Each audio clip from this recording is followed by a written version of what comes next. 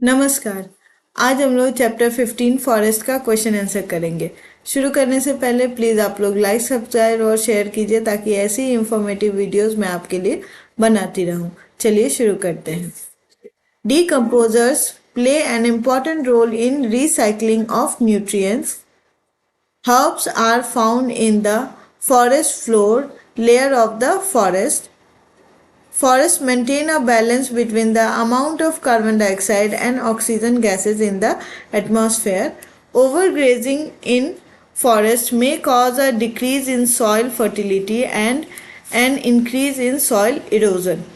Banyan is a national tree of India. True false बताना है। Forest depend on man for water and fertiliser. False. The plant and animal in a forest are not dependent on one another. False. Raw material needed for making paper is obtained from forest. True. Forests help in decreasing soil erosion. True. Forests play an important role in maintaining the water cycle in nature. True. The layer of forest where intertwined branches of trees are found is known as canopy. इसके अलावा जो other option दिया हुआ है आपका under story, forest floor layer, ये different layer है forest के।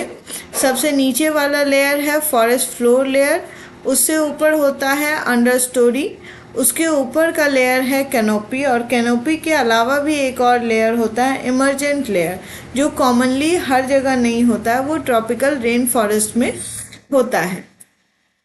क्राउन क्या होता है? क्राउन ट्री के ट्रंक के अलावा जो ऊपर वाला पार्ट होता है ये होता है crown. Decomposer help in recycling of nutrients.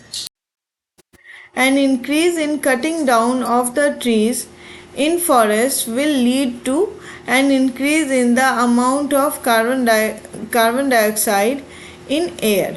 अगर पेड़ को काट दिया जाएगा तो क्या होगा? एटमॉस्फेयर में जो कार्बन डाइऑक्साइड इंक्रीज हो रहा है डिफरेंट मीडियम से, उसको एब्जॉर्ब करने के लिए ट्री होगा नहीं। ट्री नहीं होगा तो कार्बन डाइऑक्साइड को कोई एब्जॉर्ब नहीं करेगा, जिसके कारण क्या होगा कि एटमॉस्फेयर में कार्बन डाइऑक्साइड की मात्रा बढ़ जाएगी। The tree that is thought of as an immortal tree is the banyan tree. Banyan tree India का नेशनल ट्री भी है। The tree that is often referred to as the golden shower tree is amaltas tree. आइए अब हम लोग question answer कर लेते हैं डी और E. Define the term food chain and food web. Food chain क्या होता है? The sequence of who eats whom is known as food chain. Food chain क्या बताता है, क्या दिखाता है? कौन किसको खाता है ये दिखाता है कौन? Food chain. Example, grass eaten by rabbit, rabbit is eaten by snake. आपसे जब भी एग्जाम में ये पूछा जाए तो आप डेफिनेशन के साथ एग्जाम्पल ज़रूर बनाएं, इससे आपको अच्छे से नंबर आएगा, फुल मार्क्स आएगा। Food web, interlinked food chain form food web. बहुत सारे फूड चेन जब कनेक्टेड होते हैं, इंटरलिंक्ड होते हैं, तो वो फूड वेब कहलाता है। जैसे एग्जाम्पल यहाँ दिया हुआ है, grass, grass eaten by rabbit, rabbit eaten by fox. Grass ये एक फूड चेन हो गया। दूसरा फूड चेन है grass eaten by goat, goat eaten by lion. अब ये दोनों कनेक्टेड है। Lion, fox eaten by lion, fox को किसने खाया? लायन ने। इस तरह से दो फूड चेन, एक ये वाला और ये वाला, दोनों कनेक्टेड है, तो ये एक फूड वेब का एग्जाम्पल है। Name the different layers of the forest. Forest के डिफरेंट लेयर्स का नाम आपको बताना है। तो 4 लेयर्स हैं फॉरेस्ट के। लेयर्स 4 लेयर्स में बटा हुआ है। The forest floor, the understory, the canopy और एमरजेंट लेयर। सबसे नीचे वाला लेयर होता है फॉरेस्ट लेयर, इसमें ग्रासेस, हर्ब्स वगैरह होते हैं। उसके ऊपर का लेयर होता है द अंडर स्टोरी, इसमें बुशेस और श्रब्स होते हैं।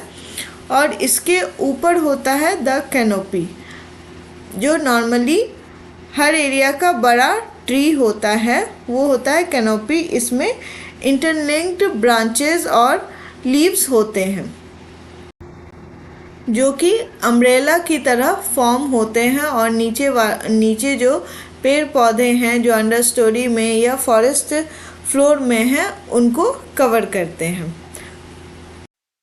इसके अलावा एक और लेयर होता है इमरजेंट लेयर, जो नॉर्मली हर एक जगह पे नहीं होता है। ये सिर्फ ट्रॉपिकल रेन फॉरेस्ट में ही पाया जाता है, जहाँ पर बहुत बड़े बड़े बहुत लंबे पेड़ होते हैं, वहीं पे ये इमरजेंट लेयर पाया जाता है।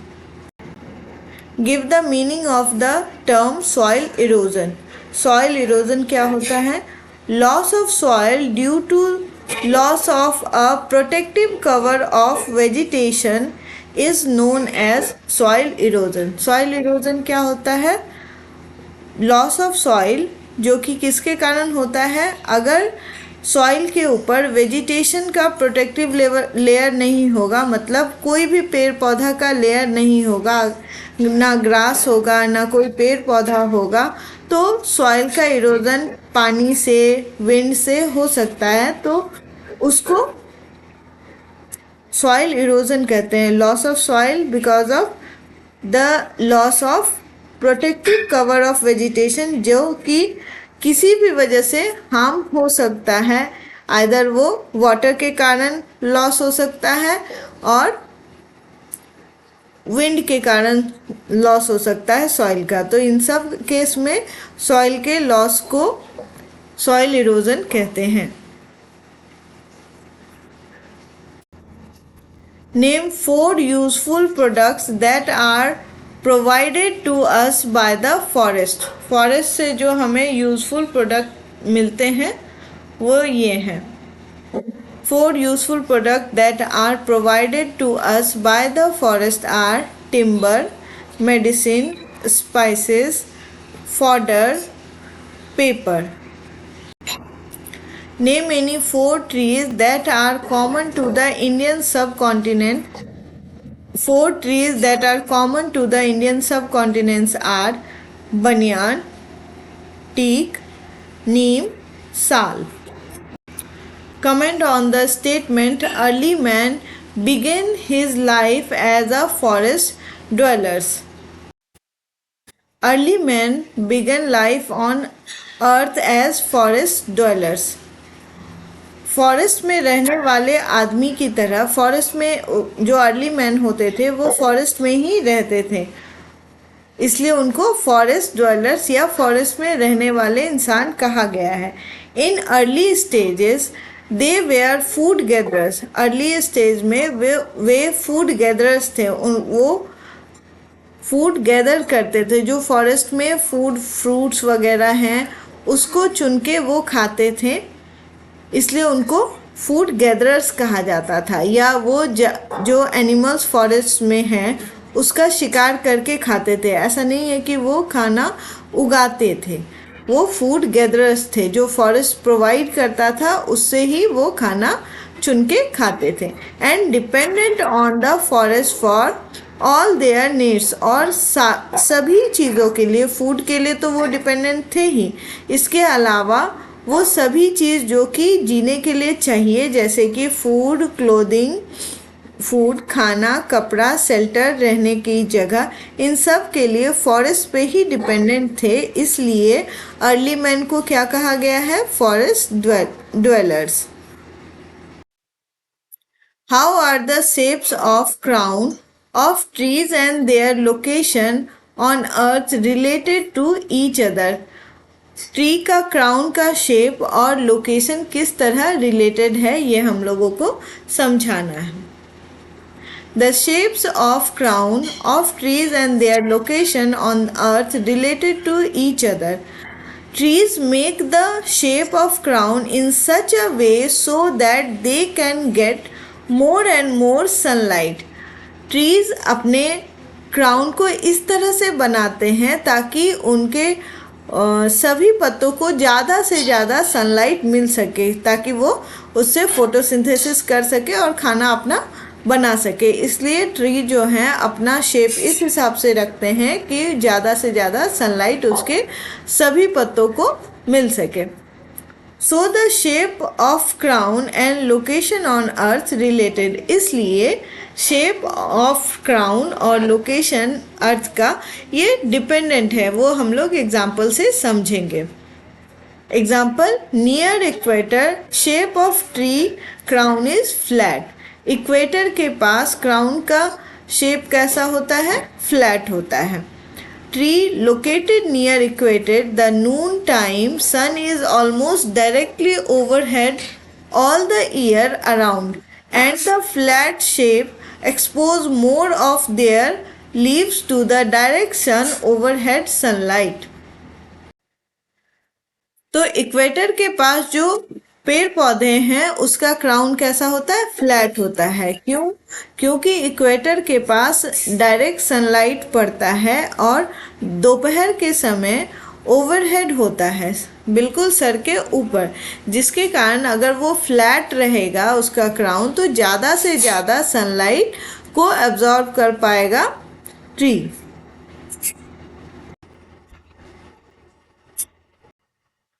वहीं आर्कटिक सर्कल पे ट्री का शेप फ्लैट नहीं होता है, वो कोनिक शेप का होता है, कोन शेप का होता है।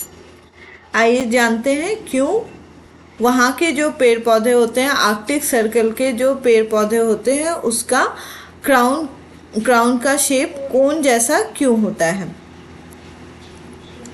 Near the Arctic circle the sun is never directly overhead and is usually low. Arctic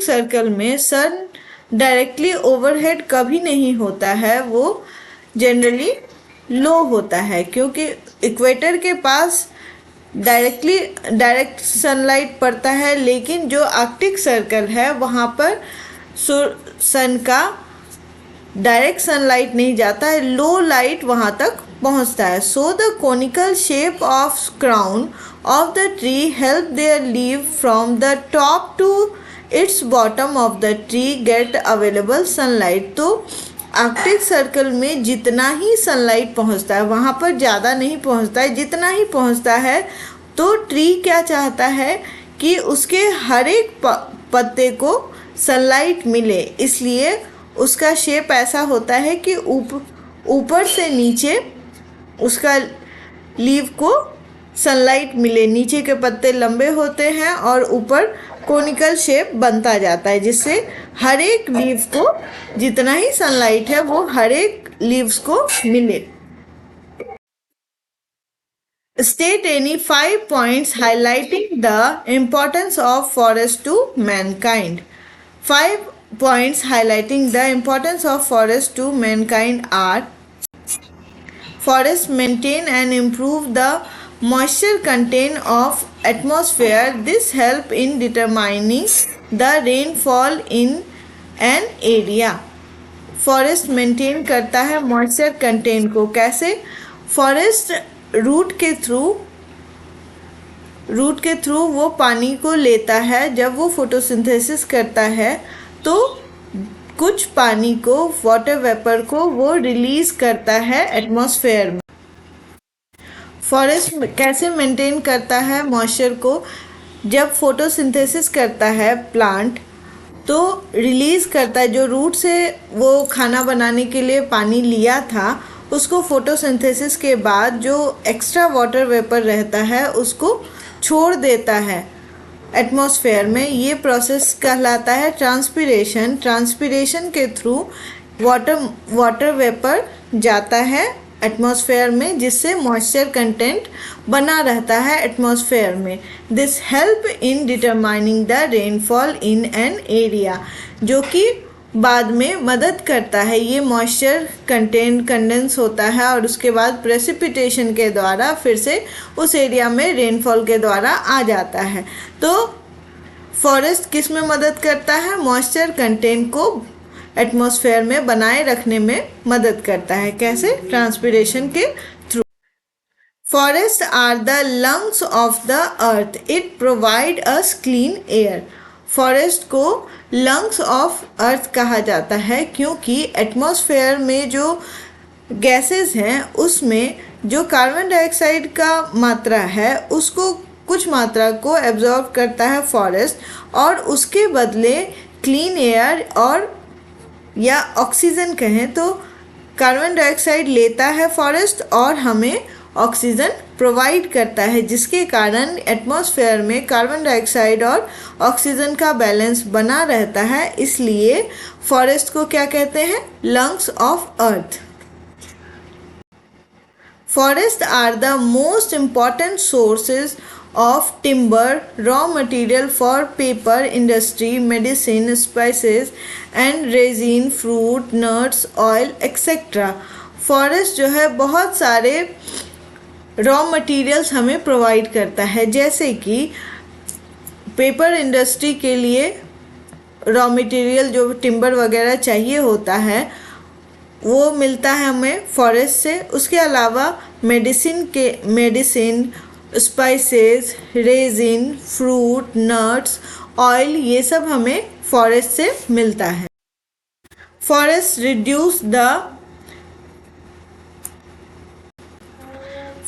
reduce the speed of strong wind and trap dust and gases.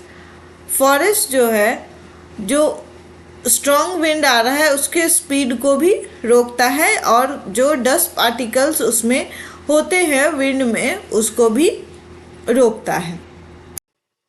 इस तरह से फॉरेस्ट जो है पोल्यूशन को रोकने में मदद करता है। Forest produce humus and maintain soil fertility. Forest में क्या है, जो पत्ते गिरते हैं या वहाँ पे जो एनिमल्स मर जाते हैं या उसका ड्रॉपिंग होता है या पुराने पेड़ जो मर गए हैं वो सब डिकम्पोज होकर ह्यूमस बनाते हैं, जिससे कि सॉइल का फर्टिलिटी बना रहता है। फॉरेस्ट को मेंटेन करने के लिए, वहाँ के सॉइल को फर्टाइल बनाए रखने के लिए कोई ह्यूमन बीइंग को एक्स्ट्रा एफर्ट नहीं लगाना पड़ता है कि फर्टिलाइज़र डाल रहे हैं या पानी डाल रहे हैं, वो कुछ भी नहीं करना पड़ता है। फॉरेस्ट खुद ही सब कुछ मैनेज करता है। तो forest produce humus and maintain soil fertility. Forest humus produce करता है और सॉइल को फर्टाइल बनाए रखता है। How are the eucalyptus tree, teak tree and neem tree important for us? Eucalyptus tree, teak tree और नीम किस तरह से इम्पॉर्टेंट है, आइए देखते हैं। Eucalyptus, it is mainly used as the pulp wood in the manufacturing of the paper. Eucalyptus का यूज़ किस में होता है? पल्प वुड जिसका यूज़ होता है पेपर बनाने में। Teak, useful in furniture manufacturing. Teak का जो पौधा वुड होता है उसका यूज़ होता है फर्नीचर बनाने में और उसके अलावा जो फीवर के मेडिसिन को बनाने में भी उसके छाल का, उसके बार्क का यूज़ होता है। टीक का दो यूज़ है, फर्नीचर बनाने में और दूसरा फीवर के मेडिसिन को बनाने में। नीम को क्या कहते हैं? नीम को कहते हैं मिरेकल ट्री। नीम को मेडिसिन के तरह यूज़ करते हैं और it is a useful tree in rehabilitation the waste land area. Rehabilitating the waste area क्या करता है, जो जहाँ पर जो वेस्ट एरिया है या जो बहुत ज़्यादा फर्टाइल लैंड नहीं है वहाँ पर नीम को लगाया जाता है क्योंकि वो आसानी से लग जाता है और इससे वहाँ का लैंड यूज़ हो जाता है। तो नीम को क्या किस चीज़ के लिए यूज़ होता है? मेडिसिन बनाने में। दूसरा जो वेस्ट लैंड है उसको रिहेबिटेटिंग के लिए यूज़ होता है। इस तरह से हमारा चैप्टर 15 का क्वेश्चन आंसर, फॉरेस्ट का क्वेश्चन आंसर भी ख़त्म हो गया। आप लोग इसको अच्छे से ध्यान से सुने और उसको कॉपी में नोट करें, जिससे फाइनल एग्ज़ाम में आप लोग जब इसको रिवाइज करेंगे तो आपको आसानी से ये याद हो जाएगा। आज के लिए इतना ही, मिलते हैं अगली क्लास में जल्दी ही। अगर आपको पसंद आया है मेरा वीडियो तो प्लीज़ लाइक, सब्सक्राइब और शेयर कीजिए, ताकि ऐसी ही इंफॉर्मेटिव वीडियोस मैं आपके लिए बनाती रहूं। धन्यवाद।